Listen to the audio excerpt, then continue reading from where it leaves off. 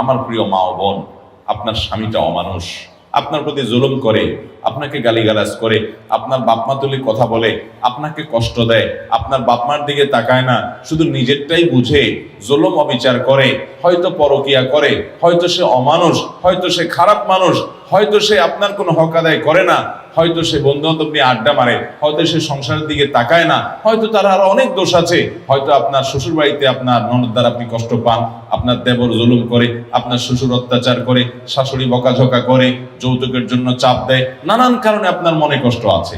আপনি অবশ্যই সেই কষ্ট দূরের জন্য যথাযথ নিয়মে চেষ্টা চালাবেন, মুরব্বীদের মাধ্যমে চেষ্টা চালাবেন, নিজে চেষ্টা চালাবেন, আল্লাহর কাছে দোয়া করবেন তাদেরকে হেদায়েত দেওয়ার জন্য।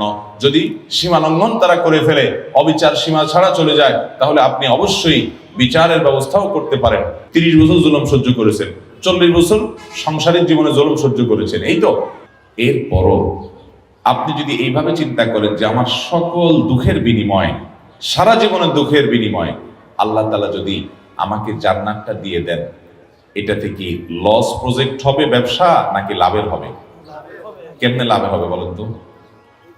কারণ আমি কষ্ট করেছি 30 বছর বা 40 বছর, এর বেশি তো না।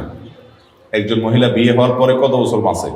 40 বছর, 30 বছর, 50 বছর, এর বেশি তো বাঁচে না সাধারণত আমাদের দেশে গড়াইয়া বসে। তাহলে 30-40 বছর আপনি কষ্ট করলেন, সব ধরনের জুলুম সহ্য করলেন, এর বিনিময়ে আপনি জান্নাত পাইলেন কয়শো বছরের জন্য? অনন্তকালের জন্য, অসীম কালের জন্য। মৃত্যু আর কখনো আসবে?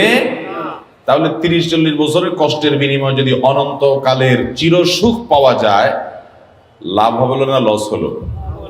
অতএব সবর করতে হবে, ধৈর্য ধারণ করতে হবে। ধৈর্যশীলদেরকে আল্লাহ তাআলা তাদেরকে বিনা হিসাবে দিবেন পুরস্কার, বিনিময় বিনা হিসাবে জান্নাত দিবেন। অতএব আমরা সবর করবো তো ইনশাআল্লাহ।